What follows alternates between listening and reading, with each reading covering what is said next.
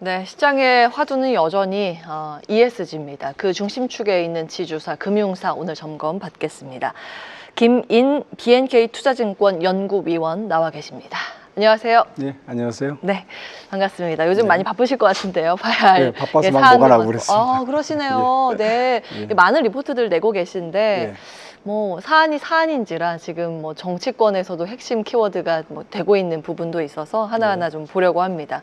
정부의 세제 개편안 발표 이후에 금융 배당 관련주 일단 주가 반응은 그때 급락을 했었고 네. 지금 저가 매수가 유입이 되고 있습니다.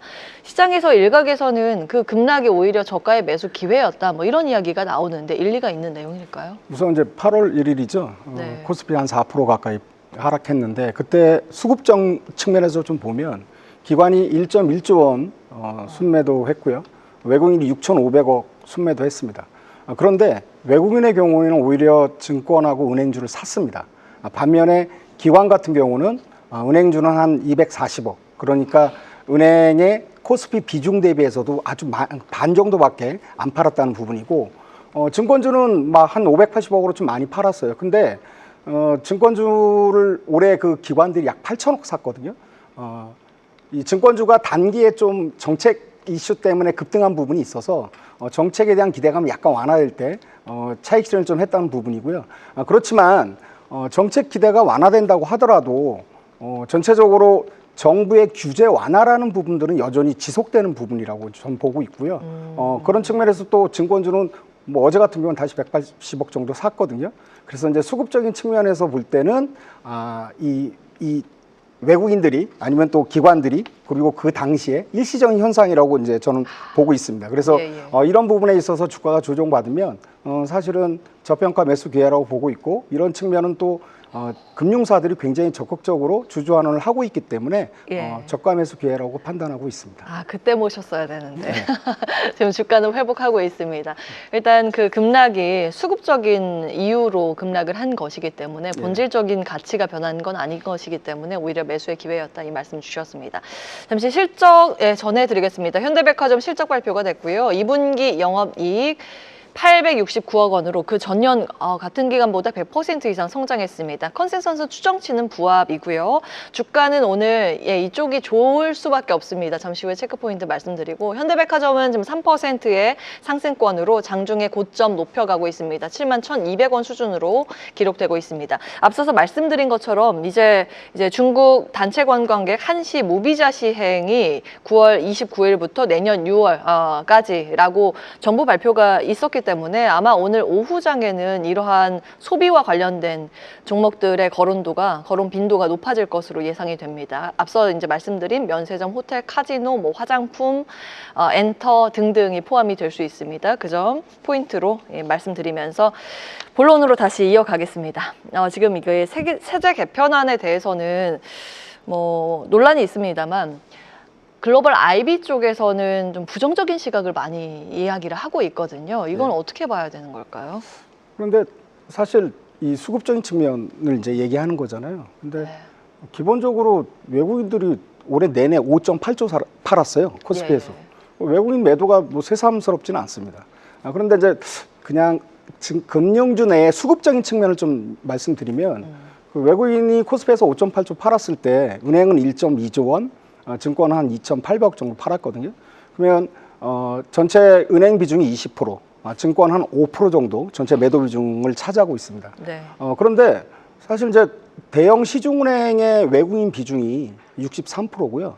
대형 증권사는 25%입니다. 그러니까 외국인들이 매도할 때 비중이 워낙 높기 때문에 동반 매도할 수밖에 없는 그런 구조예요.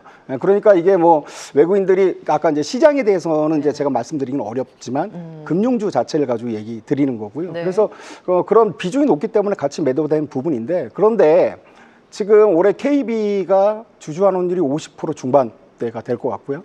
신한도 거의 50% 육박하게 주주환원을 할 것 같습니다. 그런데 이 주주환원의 어떤 이 비율은 글로벌 은행 대비, 상위 은행 대비로도 굉장히 높아요. 그런데 PBR은 각각 0.7배, 0.6배밖에 안 되고 은행업 평균적으로도 0.5배밖에 안 되거든요. 굉장히 싸다는 부분이에요. 그래서 저평가 매력이 유효하기 때문에 단지 어떤 정책 기대감이 좀 축소됐다고 해서 외국인들이 중장기적으로 뭐 금융주를 판다? 뭐 이런 개념은 저는 전혀 아니라고 보고 있습니다. 금융주에 한해서 네. 이야기를 나누고 있습니다. 왜 우리나라 금융주가 PBR이 한 배도 안 될까요? 다른 국가는 안 그런가요? 아닙니다.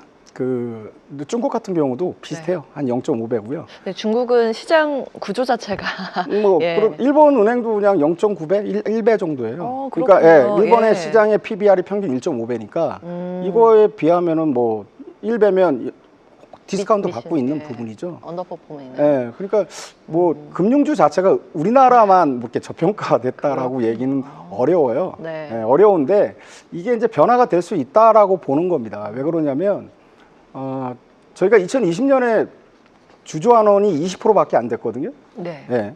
그런데 24년부터 자사주 매입 소각을 허용을 하고 그러면서 주주 환원이 확대됩니다. 올해 같은 경우는 지금 이제 아까 KB 네. 50% 중반 얘기했고 신한이 40% 후반대 그리고 은행주 전체적으로 평균 40% 정도 될 거라고 보고 있거든요. 그러니까 주주 환원이 계속 확대된다는 거예요. 네, 확대되는 부분이고 이런 부분에 있어서 또 자사주 매입 소각하면서 주식 수를 계속 줄여주고 있고요.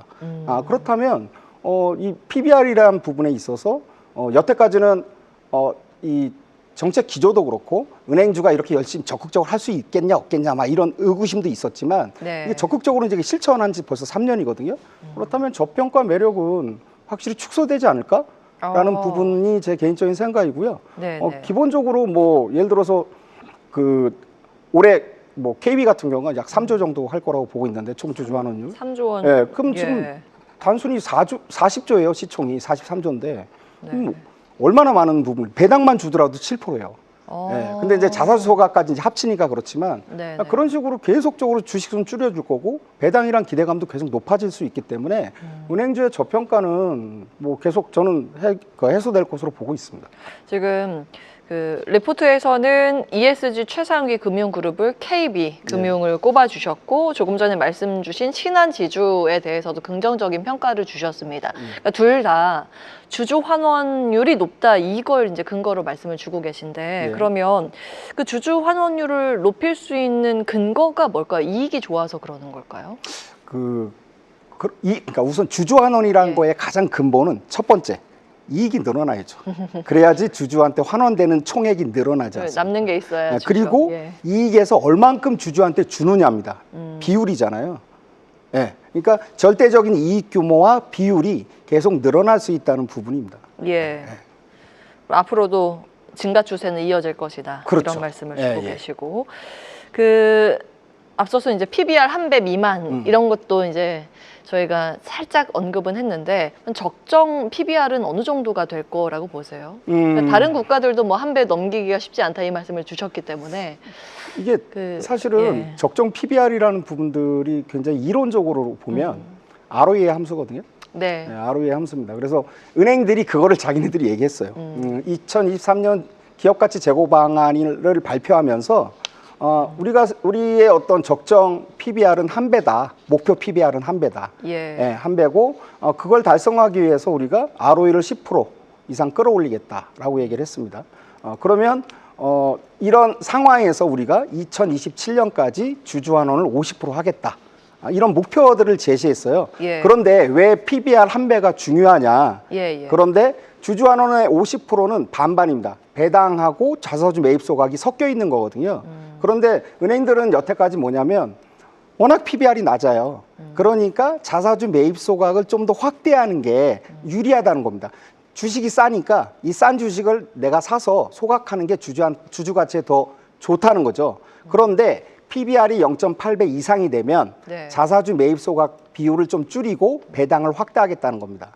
그러니까 지금은 아직 이제 KB가 0.7배니까 아직까지는 좀 시간이 있는데 뭐 그런 식으로 이제 그 목표 자체가 이제 결정이 됐고요. 그러면 PBR이 한 배가 되면 아마도 자사주 매입 소각보다는 배당이 훨씬 늘어날 겁니다. 그렇게 되면 아까도 말씀드렸지만 KB 같은 경우가 목표 수익률이 배당 수익률이 7% 나오고요. 뭐 이런 식으로 그리고 또 주식수를 계속 줄여주잖아요. 주식수가 줄여주면 향후에 중장기 투자자한테는 유리합니다. 배당이 똑같이 유지되더라도 주식수가 줄니까 나한테 돌아오는 배당금은 늘어나죠. 그런 형태가 되기 때문에 또 중장기 투자가들한테도 유리하고요. 아, 네. 길게 보면 예. 예, 그러니까 이게 이런 식으로 가게 되면 기업 가치가 높아질 거고 궁극적인 목적은 PBR 한 배가 될 거다. 그러면 PBR 한 배가 되면 주주환원 정책도 자사주 매입 소각에서 배당으로 확대하겠다. 이게 그냥 간략한 논리입니다. 예. 네. 이제 ROE는 자기 자본 이익률, 그렇죠. 예, 자본 가지고 얼만큼 이익을 잘 냈는가 그렇죠. 이건데 수익 잘 내면 네. 이게 또 이제 주주 환원으로 연결이 그렇죠. 되고. 그건 주주의 몫이니까. 예. 자, 그러면 이제 투자 포인트를 거의 ESG 기준으로 계속 말씀을 주고 계시거든요. 네. 지금의 핵심 키워드 ESG라고 보시는 이유가 또 따로 있으실까요? 근데 굳이 이제 ESG라는 부분들을 제가 이제 2022년부터 매년 이제 일찍 쓰고 보셨네요. 있는데 그때는 그렇게 이제 주목받지 예. 못했던 키워드. 그래서 이제 그때 80페이지짜리, 60페이지짜리 이렇게 썼는데 그냥 우리가 이제 ESG 하면은 시장이 큰 흐름이거든요. 네. 그리고 이제 환경에 많이 좀 환경을 많이 얘기하고 있고 그러다 보니까 제조업의 중심이 되는 거예요. 그런데 금융권의 ESG는 굉장히 중요합니다. 첫 번째는 금융은 대출을 하고 투자를 합니다. 제조업에. 네. 그러다 보면 그 제조업의 ESG를 조기 정착시키거나 강제할 수 있다는 거예요. 예를 들어서 대출을 5% 하는데 니네들이 ESG 환경 좀 잘하면 대출 금리 깎아줄게. 그리고 만약 못하면 우리 대출 회수할 거야. 그러니까 금융회사가 ESG, 국내의 ESG, 제조업의 ESG를 조기 정착할 수 있게끔 강제할 수 있는 역할, 굉장히 중요한 역할을 하나 한다는 부분이고요. 또 하나는 금융회사 입장에서 볼 때 ESG는 새로운 먹거리입니다. 예, ESG, 그러니까 환경이 강화되는 업종이나 산업에 아니면 종목에 대출이든 투자를 확대하고 그다음에 그거에 또 반대되는 업종이나 종목에 대출을 비중을 줄이고 그러면서 새로운 먹거리를 창출할 수 있는 거거든요. 즉, 그 금융회사 자체의 경쟁력 강화라는 측면에서도 ESG를 적극적으로 할 수밖에 없어요. 그런데 이제 시장에서는 이런 금융회사의 역할이나 또 금융회사가 왜 이렇게 하는지에 대한 이해도나 좀 잘 관심이 없기 때문에 예. 그 관심 차원에서 제가 쓰고 있습니다. 예, 앞으로도 계속 이제 좋은 양질의 리포트들 발간해 주시기를 기대하면서 그 마지막으로 KB금융을 일단 탑픽으로 예. 네, 꼽아 주셨기 때문에 목표 주가 이것만 간략하게 듣고 마무리하겠습니다. 아까 이제 말씀드렸지만 올해 5.5조 원 최대이익이 나오고요. 네. 자사주 매입 소각만 1.65조입니다. 배당 1.3조고요. 배당 거의 확정됐고요. 네. 그러니까 주주환원이 3조 해주는 거거든요. 예. 그러니까 그러면 총주주환원율이 54% 정도 나와요. 최대 실적에다가 총주주환원율 54%. 이거는 글로벌 상위권 은행 대비해서도 그러네요. 최상입니다. 예, 예. 그러면 근데 PBR은 0.7배거든요. 예. 제가 0.9배 줘서 15만 원인데 비싸지 않다는 거죠. 네. 앞으로도 계속적으로 주주환원을 강화하겠다는 거니까. 네. 그래서 KB를 탑픽으로 얘기하고 있습니다. 네, 평균이 0.9배인가 봐요. 다른 글로벌 스탠다드 PBR이. 그렇진 않습니다. 이게 그렇진 않아요. 이게 뭘 넣냐 빼냐에 따라 달라요.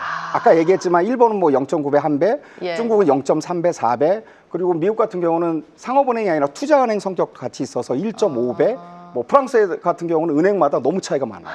그래서 뭘 넣고 빼냐에 네네. 따라 다르긴 하지만 글로벌리 제가 해외 은행하고도 국내 은행 비교한 적이 있는데 네. 우리나라 국내 은행은 진짜 꾸준히 이익이 늘습니다. 근데 해외 쪽은 그렇지가 않아요. 예. 예, 대출할 때가 막 없어가지고 그 대출을 예를 들어서 예금을 하잖아요. 예금을 받고 네. 대출을 하잖아요. 네. 근데 예금을 하면 그 오히려 예금하는 사람들이 은행한테 수수료 줘야 돼요. 뭐 이런 식으로 굉장히 차이가 있습니다. 예, 이게 피어그룹 동종 업종의 그 평균적인 상황을 내지를 못하기 때문에 예, 이 관련해서 이슈가 보일 때마다 모셔야겠습니다. 예, KB 금융 탑픽으로 레포트를 발간하셨고 PBR 0.9배를 적용해서 15만 원 목표 주가 산정을 해주셨습니다. 여기까지 하겠습니다. 김인 BNK 투자증권 연구위원과 함께했습니다. 오늘 말씀 고맙습니다. 네, 감사합니다.